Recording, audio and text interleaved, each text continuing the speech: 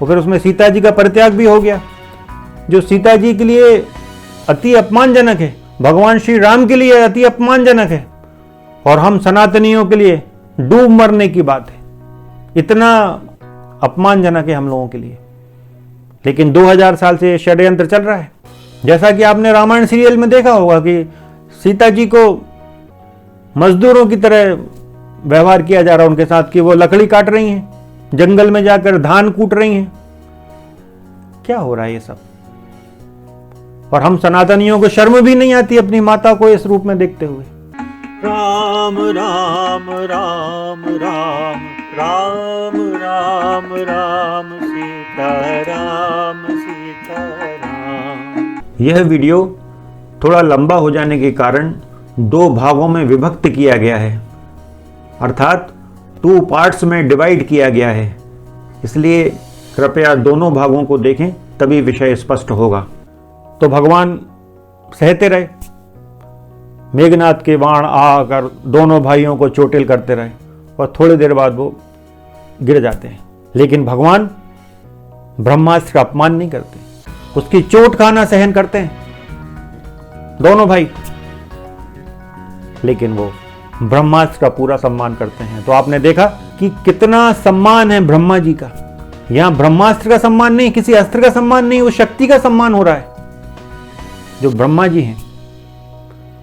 तो राम तो साक्षात पूर्ण ब्रह्म है, वे ब्रह्मा जी को इतना आदर दे रहे हैं। तो अब फिर रामायण पे लौटते हैं कि जब इतने सम्माननीय है ब्रह्मा जी कि भगवान श्री राम भी उनके आदर में इतना सब कुछ कर रहे हैं, तो क्या वाल्मीकि, महर्षि वाल्मीकि जी ब्रह्मा जी की बात नहीं मानेंगे? ब्रह्मा जी ने क्या कहा है कि जैसी रामायण तुम्हें नारद ने सुनाई है उसके अनुसार ही रामायण का लेखन कार्य करो। और कैसे श्लोकों में करो? जो श्राप में निकला है मुंह से उनके, वाल्मीकि जी के। तो ये ब्रह्मा जी का आदेश है तो अकाट्य है वाल्मीकि जी के लिए। वाल्मीकि जी इस आदेश के विरुद्ध कार्य नहीं कर सकते।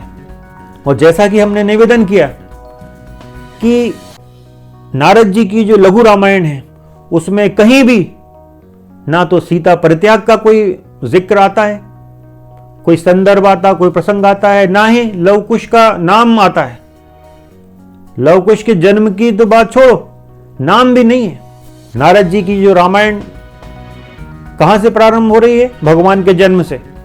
पहले वो भगवान के गुणों का वर्णन करते हैं, फिर वो भगवान कैसे दिखते हैं उनके रूप रंग का वर्णन करते हैं, और फिर उनके उस बात का जिक्र करते हैं कि दशरथ जी कहते हैं कि अब कितना गुणवान है राम, तो क्यों ना इनका राज्याभिषेक किया जाए।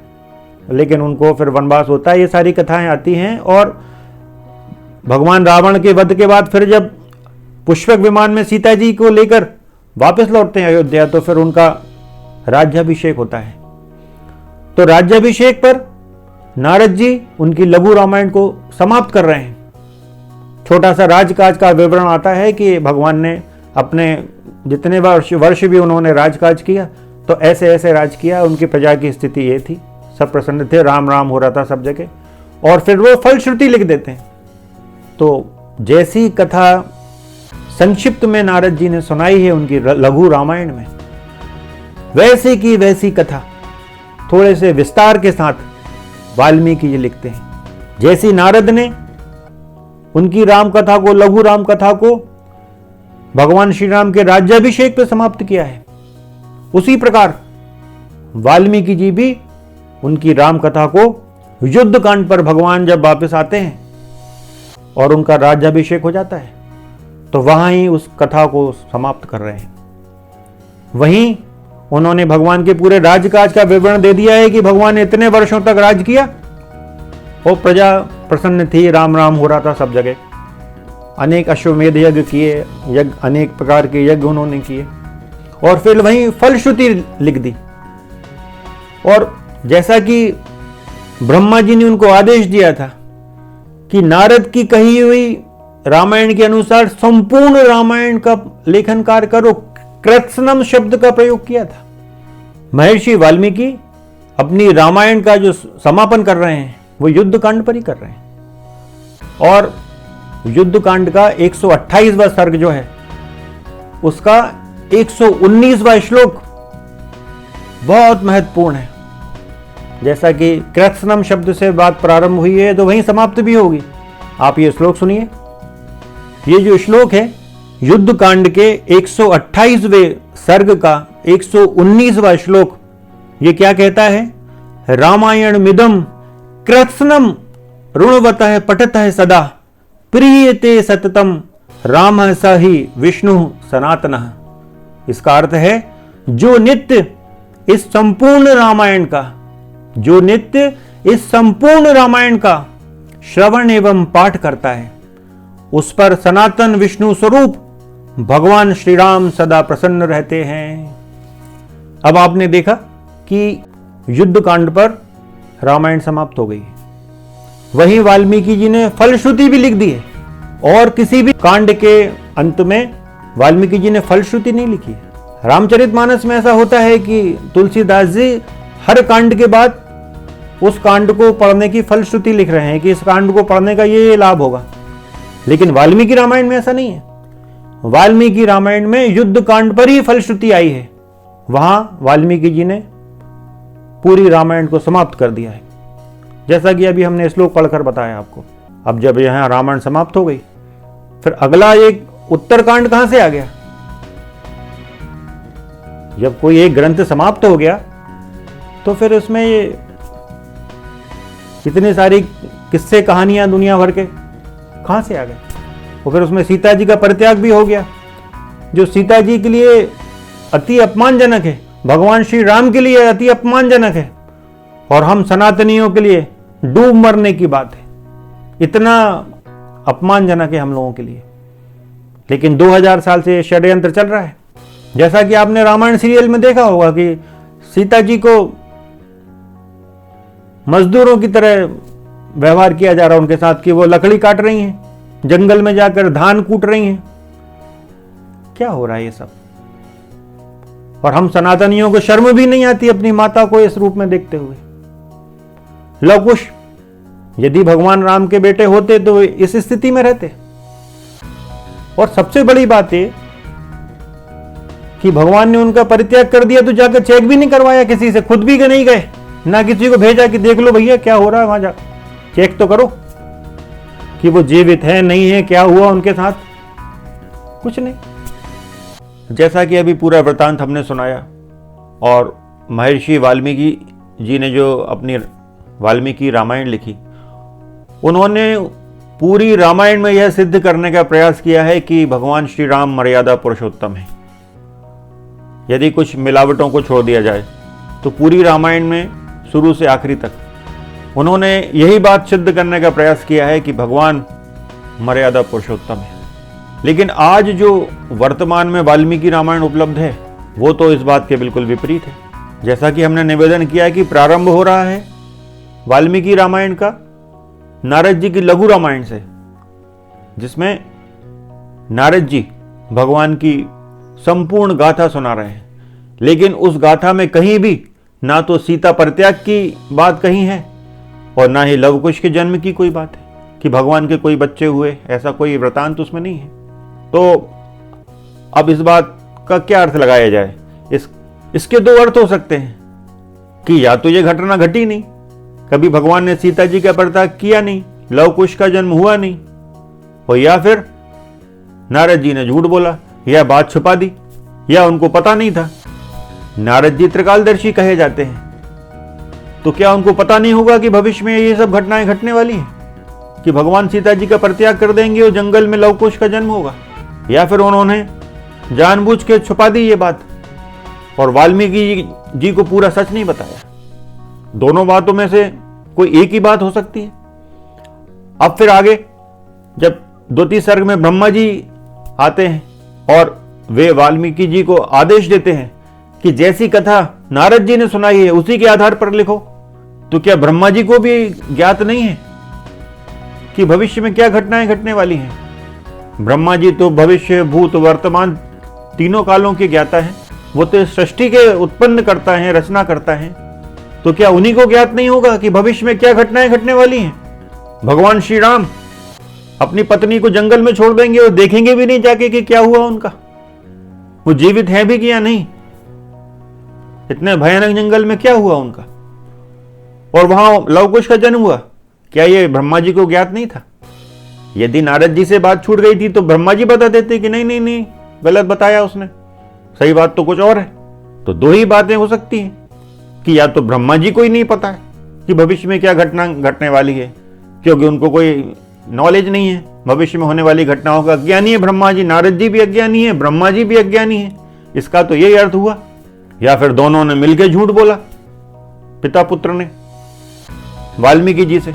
तो आपको या तो ये मानना पड़ेगा कि सीता का कोई परित्याग हुआ ही नहीं है, माता सीता का, लवकुश काल्पनिक कल्पना मात्र है, कोरी कल्पना मात्र है, या फिर ये मानना पड़ेगा कि ये मिलावटें बहुत बड़े स्तर पर हुई हैं। आपको इस बात के अलावा क्या मानोगे? या फिर यही मानना पड़ेगा कि ब्रह्मा जी और नारद जी दोनों अज्ञानी हैं, दोनों को भविष्य की बातों का ज्ञान नहीं है। अब ये दोनों बातें तो एक साथ नहीं हो सकती ना, कि ब्रह्मा जी बोले कि जो नारद ने जैसी कथा सुनाई है वैसी लिखो, उसमें सीता परित्याग का और लवकुश का संकेत मात्र भी नहीं है। अब ब्रह्मा जी भी अज्ञानी नहीं है, नारद जी भी अज्ञानी नहीं है, तो सीधा सीधा अर्थ है कि इस रामायण में बहुत बड़े पैमाने पर मिलावट हुई है। ये सब मिलावटें कहां से आई हैं, इसका ज्ञान हमको हो गया है। हम भविष्य के वीडियोस में उस रहस्य का उद्घाटन करेंगे कि ऐसा कौन सा षड्यंत्रकारी ग्रंथ है जिसके कारण ये सारी मिलावटें हमारे पवित्र रामायण ग्रंथ में कर दी गई हैं।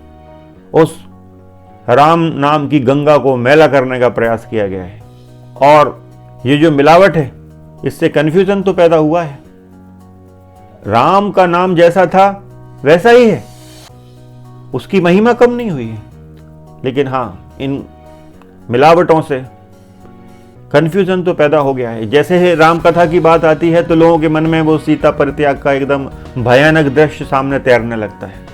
तो मित्रों, ये जो भयंकर मिलावट हुई है इसका विरोध करने की आवश्यकता है। तो आइए सब मिलकर इस भयानक मिलावट का, इस कष्टदायी मिलावट का विरोध करें। जो सोने के सिंहासन पर बैठे बैठे सो रहे हैं उनको जगाया जाए कि इन मिलावटों को हमारे इस पवित्र ग्रंथ रामायण से हटाया जाए। रामायण पे जो कलंक लगा हुआ है, ये सीता परित्याग का, शंभू वध का, इसको रामायण से हटाया जाए। भगवान की मांस मंदिर इत्यादि भक्षण करने का इस कलंक को रामायण से हटाया जाए। अब इस पूरे प्रकरण का निष्कर्ष देखते हैं, कंक्लूजन देखते हैं कि कंक्लूजन क्या निकला। आपको स्पष्ट हो गया होगा रामायण के इन श्लोकों के माध्यम से, लघु रामायण जो नारद जी की है उसके माध्यम से, और ब्रह्मा जी ने जो प्रमाण पत्र दिया है नारद जी की लघु रामायण को, उसके माध्यम से, कि सीता परित्याग और लवकुश एक बहुत बड़ा षड्यंत्र है। लवकुश काल्पनिक पात्र है, इनको भगवान को अपमानित करने के लिए ये सब प्रसंग रामायण में जोड़े गए हैं। हाँ, यदि कोई ये कहता है कि लवकुश का जन्म हुआ है लेकिन महल में ही हुआ है तो कोई कथा ला के दे, क्योंकि ऐसी कोई कथा उपलब्ध नहीं होती। तो ये बहुत बड़ा षड्यंत्र है और अब सनातन को जाग जाना चाहिए, इन षड्यंत्रों को रामायण से हटवाना चाहिए, इसका पुरजोर विरोध करना चाहिए। आज हम इसी विषय को आपके समक्ष लेकर आए थे कि भगवान ने कभी उनकी पत्नी को नहीं त्यागा, वो त्याग ही नहीं सकते, क्योंकि सीता कोई सामान्य स्त्री नहीं है, वो आदि शक्ति हैं, वो जगदम्बा है, वो नारायणी है, वो दुर्गा हैं, उनको त्याग नहीं सकते भगवान, क्योंकि वे लक्ष्मी नहीं हैं, वो लक्ष्मी से भी ऊपर की श्रेणी में आती हैं, वो श्री हैं। लक्ष्मी तो बाद में आई हैं, समुद्र से उत्पन्न हुई हैं, उसके पहले क्या भगवान विष्णु शक्तिहीन थे? भगवान विष्णु की जो प्राचीन शक्ति है वो श्री है, दूसरी शक्ति है लक्ष्मी। तो सीता और राधा जी जो हैं वही श्री हैं, वही पूर्ण ब्रह्म का प्रतीक है। तो इसलिए ये मजाक बहुत हो गया अब इसका विरोध करना चाहिए और इसको, उत्तरकांड को, इस परम पवित्र वाल्मीकि रामायण से हटाया जाना चाहिए। अब इस अंक के अंत में आप सभी दर्शक श्रोताओं से एक निवेदन करते हैं। वो निवेदन ये है कि आप स्वयं हमारी बात को जांचिए, जो हमने इस वीडियो में कही है, इन बातों को आप स्वयं जांचिए। ये चित्र में जो आप एक प्राचीन ग्रंथ देख रहे हैं, उसका चित्र देख रहे हैं, इसका नाम है श्री राम रक्षा स्तोत्रम। काफ़ी लोगों ने इस स्तोत्र को पढ़ा होगा और राम भक्तों ने तो पढ़ा ही होगा। तो इस श्लोक में समस्त शरीर की रक्षा भगवान राम से कराई जा रही है इसके प्रारंभिक भाग में, फिर बाद में उनकी स्तुति आती। तो जितने भी भगवान के रिश्तेदार हैं, नातेदार हैं, सभी का नाम इस श्री राम रक्षा स्तोत्रम में लिया गया है। अब आप स्वयं जांचिए कि क्या इसमें लवकुश का नाम है, जबकि इसमें दशरथ कौशल्या से लेके विभीषण, हनुमान इत्यादि, सुग्रीव, वशिष्ठ, अधिकांश जो पात्र हैं उन सबके नाम इसमें हैं। लेकिन क्या इसमें लवकुश का नाम है? आप स्वयं ढूंढ के बताइए और फिर हमको कमेंट करिए। इससे आप स्वयं को भी ज्ञात हो जाएगा कि ये कितनी बड़ी मिलावट है। इसमें और भी बहुत सारी मिलावटें हैं जो हम समय समय पर आपको बताएंगे। उन सारी मिलावटों को हटवाकर फिर से इस रामायण को निर्मल गंगा की तरह पावन कराना है। इसी निवेदन के साथ जय सिया राम, जय जय श्री सीताराम। राम राम राम राम राम राम राम सीता राम सीता